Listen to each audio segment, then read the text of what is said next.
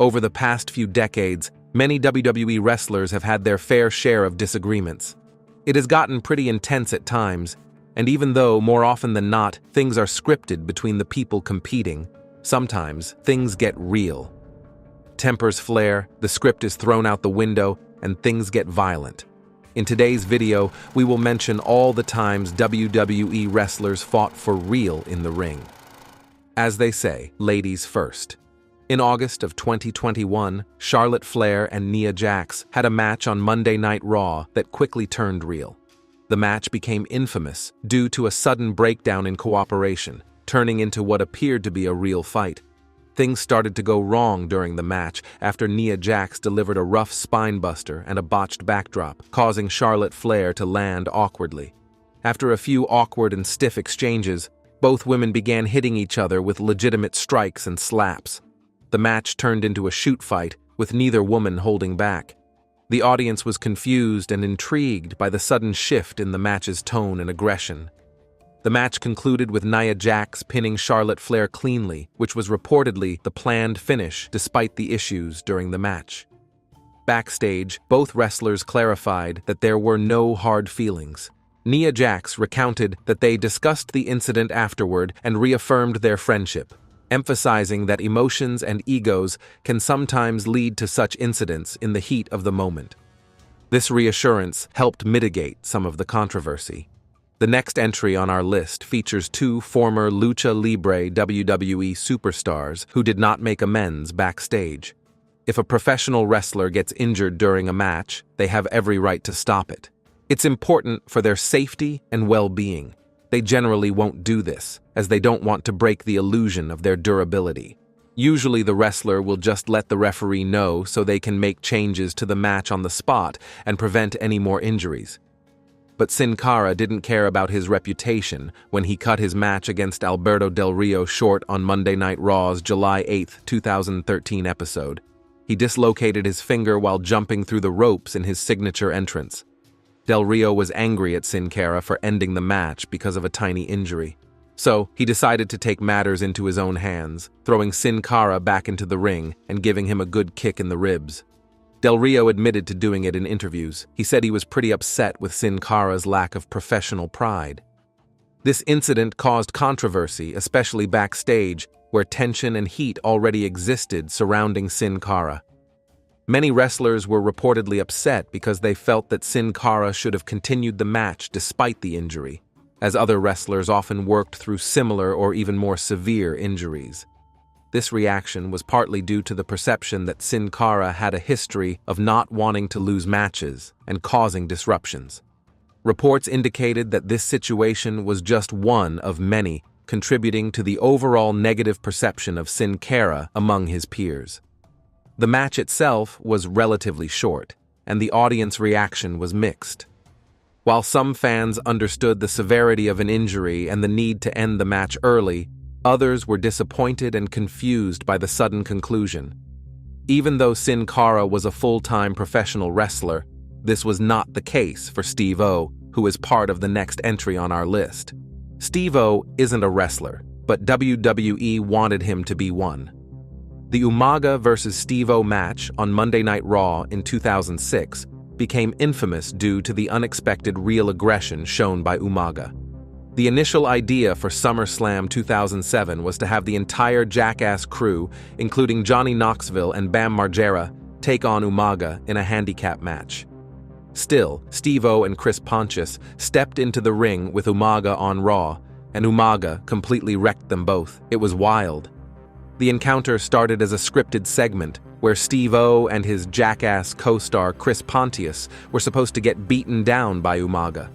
He finished off his beatdown by doing a top rope splash on Steve-O, but things went off the rails afterward. Steve-O had no idea he was supposed to lie down and stay still, so he started flailing around dramatically. Umaga then felt he wasn't getting the respect he deserved and decided to teach Steve-O a lesson by landing a few real punches to keep him down. Steve-O later recounted the incident, expressing that he was terrified during the match and realized his mistake of not staying down. He remembered being manhandled and recalled almost nothing from the moment the beatdown intensified until he was examined by doctors backstage. This experience highlighted the danger involved when non-wrestlers participate in wrestling stunts without understanding the sport's nuances. Chris Pontius shared that Vince McMahon, the former WWE chairman, was pleased with how the segment turned out after the match. However, he acknowledged that there should have been better communication about staying down to prevent the situation from escalating. Vince McMahon's reaction emphasized his focus on the entertainment value of the segment despite the real physical risk involved. The controversy highlighted the unpredictable nature of involving celebrities in wrestling matches, especially when they lack the training and understanding of in-ring protocols. However, even with the so-called veterans and pros, things can go wrong. That's what happened in the next entry on our list. The Blue Meanie was an ECW veteran from 1995 to 2000. It's interesting because JBL had a problem with him right from the moment he walked through the door and joined WWE. He'd just keep taunting and bullying the newcomer, trying to provoke him into a fight. He knew the Blue Meanie couldn't do much about it since he was an outsider. Eventually, things broke down at One Night Stand in 2005. The incident between JBL and the Blue Meanie at ECW. One Night Stand 2005 has become one of the most controversial moments in wrestling history. JBL got all fired up because he thought the Blue Meanie was talking trash about him online. During a scripted chaotic brawl in the ring at the end of the premium live event, JBL gave the Blue Meanie a real beatdown. JBL delivered several legitimate punches that left Blue Meanie bloodied. He turned into Red Meanie after that segment. The Blue Meanie had to get medical treatment right away backstage, and WWE even paid him double the agreed amount for the evening to make him feel better and compensate. This was particularly egregious, as Meanie had just received stitches from a previous match he had earlier that night. Blue Meanie later recalled the event, mentioning that JBL started throwing punches with a fistful of rings, and he had to defend himself as best as he could. Blue Meanie described feeling blindsided by JBL's attack and criticized JBL for his unprofessional behavior. He mentioned that despite the physical confrontation, he tried to explain his side of the story to WWE officials, who initially did not understand the severity of the incident. JBL defended his actions, claiming Blue Meanie had instigated the situation by cutting a shoot promo on him during the event, accusing JBL of being responsible for his firing from WWE and making other derogatory remarks. JBL stated that he only retaliated when he felt Blue Meanie was not acknowledging him and throwing heavy punches. The incident caused a stir backstage, with many wrestlers and officials expressing dismay. John Laurinaitis confronted Blue Meanie about the incident, initially misunderstanding the situation, but eventually realizing the extent of JBL's aggression. The controversy generated significant fan backlash and online discussions, with many fans condemning JBL's actions as bullying. In a later interview, Bruce Pritchard mentioned that tensions were high that night and that the situation escalated out of control. He stated it was unfortunate, but noted that cooler heads eventually prevailed. If you think JBL got away without any consequences from this drama, think again. To address the fallout, WWE offered the Blue Meanie a short-term contract and a rematch against JBL on the July 7, 2005 episode of SmackDown. Stevie Richards made a surprise appearance at the end of the match between the Blue Meanie and JBL and delivered one of the most brutal chair shots ever seen in WWE as retribution. He nailed JBL right in the head, and it was intense. There was no glancing blow or sideswipe to lessen the impact. He just put it right in. Stevie Richards then claimed responsibility for that chair shot on WWE.com. He said it was payback for what JBL did to the Blue Meanie. Even though the Blue Meanie didn't have his receipt, Stevie Richards ensured he got it. In the years following the incident, JBL and Blue Meanie have reportedly reconciled, with Meanie noting that they are now on friendly terms, even interacting positively on social media. This incident remains a notable example of real-life conflicts spilling into the wrestling ring. You can understand when people who have only been working together for a short time which was the case between JBL and the Blue Meanie, get into a shoot fight. But that wasn't the case with the next two wrestlers on our list. There are only a few instances in wrestling where it's okay for a wrestler to hit their opponent. One of those instances is when the other person messes up a move so badly that it could have seriously hurt someone. However, it takes a lot of courage to make a bold move like that on your boss's son. But if there is one person who can do it, The Undertaker is one of the few people in the WWE with the influence and respect to pull it off. Shane McMahon ended up being The Undertaker's opponent for WrestleMania 32. They were set to go head-to-head in an intense Hell in a Cell match. You won't believe what happened, however. Shane McMahon accidentally punched The Undertaker in the face during their intense exchange of blows on the final Monday Night Raw before the big event. But The Undertaker waited until their big match to get his revenge. He planned it out and purposely hit Shane McMahon, knocking him loopy. It was payback for Shane's previous carelessness, or as wrestlers called it, a receipt. At WrestleMania 32, the match between The Undertaker and Shane McMahon was brutal and high stakes, involving dangerous spots, including Shane's daring leap off the top of the Hell in a Cell structure. The match was a mix of scripted spots and real tension due to the prior physical altercation. Fans were highly engaged and polarized, with reactions ranging from admiration for Shane's risk-taking to concerns about the level of violence and its authenticity. Backstage, the intensity of the feud drew mixed reactions. While some appreciated the commitment to storytelling and the lengths both performers went to entertain the audience, others were critical of the dangerous stunts and the potential for real injury. This realness added an edge to the storyline and sparked debate about the limits of in-ring physicality in professional wrestling. Overall, The Undertaker versus Shane McMahon's storyline generated significant buzz and controversy, highlighting the thin line between scripted entertainment and genuine conflict in WWE, especially with the real punches involved. Speaking of real punches, there's not a punch more real than one thrown by a former UFC champion, which is how you know Braun Strowman is a tough man for taking it on the chin. During the Royal Rumble event in 2018, Brock Lesnar and Braun Strowman had a legitimate scuffle. When professional wrestlers throw punches at each other, they stomp on the ground to create that loud noise. They're trying to make it seem like their punches are powerful, but they're not connecting during the punches. However, there wasn't any stomping on the ground when Brock Lesnar chose to punch Braun Strowman in the face at the main event of that Royal Rumble. Strowman had accidentally smacked Lesnar right in the face with his knee. He was just moving way too fast and couldn't control it. Out of anger, Brock Lesnar punched Braun Strowman in the face, for real. Braun Strowman ended up stumbling after that unexpected hit, and the commentators noticed it too, with a genuine reaction from Corey Graves on commentary. The match continued without further incidents, but the backstage reaction was one of tension. Brock Lesnar's reputation for his short temper was reaffirmed, and Braun Strowman learned to be more cautious. The audience, unaware of the legitimacy of the incident, believed it was part of the scripted brutality of the match. This confrontation was immediately noticeable due to the intensity and real nature of the strikes, which stood out even in the context of professional wrestling. Fans and analysts quickly picked up on the genuine animosity at that moment. Braun Strowman later confirmed the incident, explaining that Brock Lesnar was unhappy about the stiff knee and reacted instinctively to maintain his dominance in the ring. He admitted that Lesnar clobbered him, but it was part of the job, and they both moved past it quickly. The match was already intense, with the wrestlers involved known for their physicality. The altercation added an extra layer of drama, captivating the audience and stirring live and online reactions.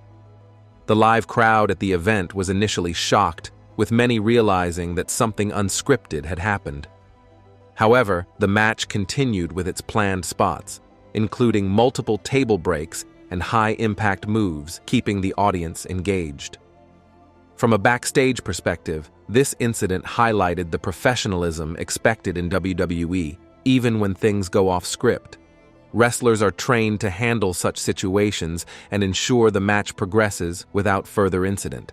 While there were no official statements from WWE regarding the altercation, it became a talking point among fans and wrestling commentators, adding to the match's notoriety. In the days following the Royal Rumble, the situation was widely discussed on social media and wrestling forums. Some fans expressed concern over the safety of the wrestlers, while others admired the realism it brought to the match.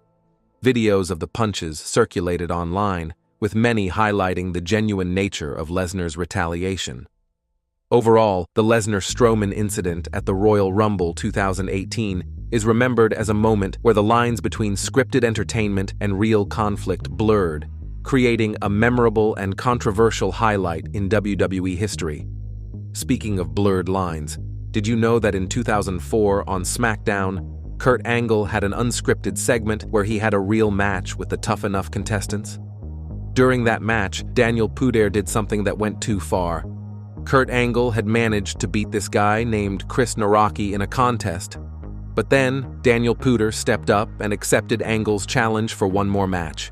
Puder managed to put Angle in the Kimura lock, and just for context, Kurt Angle was the top star back then. This is why, even though Daniel Puder was a tough contestant, Kurt Angle couldn't tap out. Luckily, the referee, Jimmy Cordeas, pretended Daniel Puder's shoulders were down and gave the victory to Angle after the pinfall. Kurt Angle was so mad about what happened because he could have gotten hurt. In subsequent interviews, Angle reflected on the incident with mixed emotions. He acknowledged that Puder was doing what he knew as a fighter and didn't fully grasp the unwritten rules of professional wrestling's scripted nature. Angle admitted that he was in terrible physical condition at the time, unable to perform at his usual level, which contributed to the precariousness of the situation.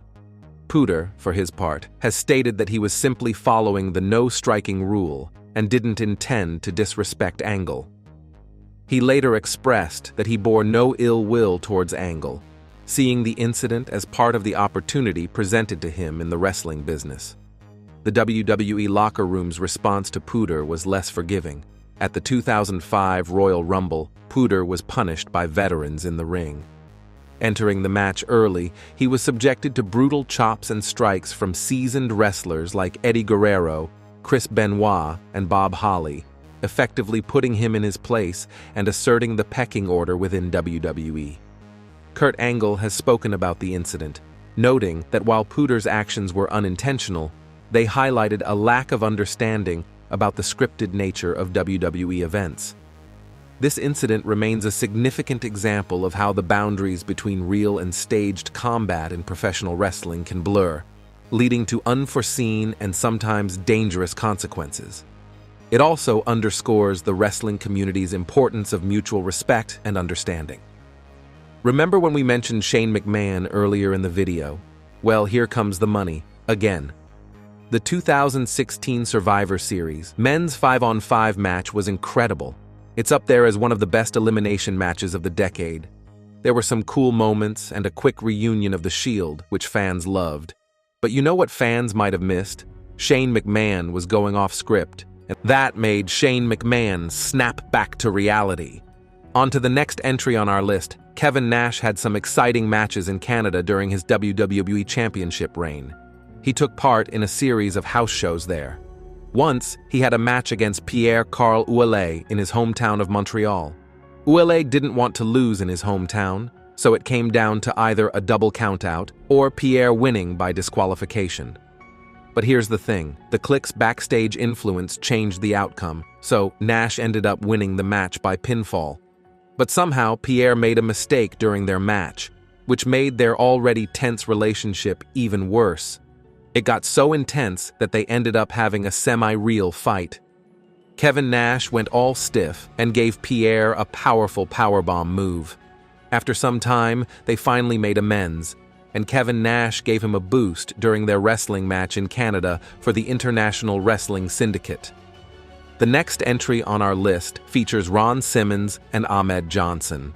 The pair had a pretty intense rivalry on and off screen in the WWE because they didn't get along in real life. Like many other pro wrestling instances, the bitterness spilled over into the ring. On the day Ron Simmons made his WWE debut back in 1996, he kicked Ahmed Johnson right in the kidneys, injuring him. That was because Johnson had a reputation for being a reckless in-ring worker. So Ron Simmons just wanted to teach him a lesson.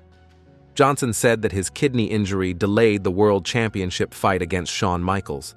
He believed that this setback made it less likely for him to win the championship in the future. He also said they had a real-life feud, mainly because Ron Simmons was jealous of him. The next entry on our list features Perry Saturn and Mike Bell. Perry Saturn was a hard worker. He had this amazing ability to adapt to wrestlers with different styles. No one will ever forget his infamous match against Mike Bell. During their match on Jacked in 2001, Bell messed up a move and Saturn landed on his head. Saturn got all fired up and started throwing punches at Bell like he meant to knock him out cold. He managed to land a hit right on Bell's head. So, Saturn decided to try out his mop gimmick after the incident. It was quite a sight to see him acting all crazy and even falling head over heels for a mop. That gimmick was silly, and it made WWE look bad for making Saturn seem foolish. 1 year before the Perry Saturn vs. Mike Bell match, New Jack had one of the worst injuries ever seen in pro wrestling. It was absolutely brutal. In 2000, he had this intense wrestling match with Vic Grimes at the Living Dangerously event. It was wild because they climbed up a 20-foot-tall scaffold during the match. However, Vic Grimes messed up the move and dropped poor New Jack onto the hard concrete. And to make matters worse, he even fell on top of him. New Jack ended up with brain damage and lost sight in his right eye because of that fall. However, New Jack got his revenge later. This match was where New Jack was supposed to throw Vic Grimes into a bunch of tables in the wrestling ring. The drop was roughly 40 feet. Later, New Jack confessed that he intentionally messed up the move. He wanted Vic Grimes to avoid hitting most tables and instead fall straight onto the mat. Yes, if there's anything you can take away from this video, things can get real inside the squared circle. Sometimes the squared circle can become reminiscent of the mixed martial arts octagon. A lot of MMA fighters have transitioned to professional wrestling. It's usually because they can score a bigger paycheck and face less risk of getting injured. Ken Shamrock joined the WWE back in 1997. It was after he had already achieved a lot of success in mixed martial arts tournaments.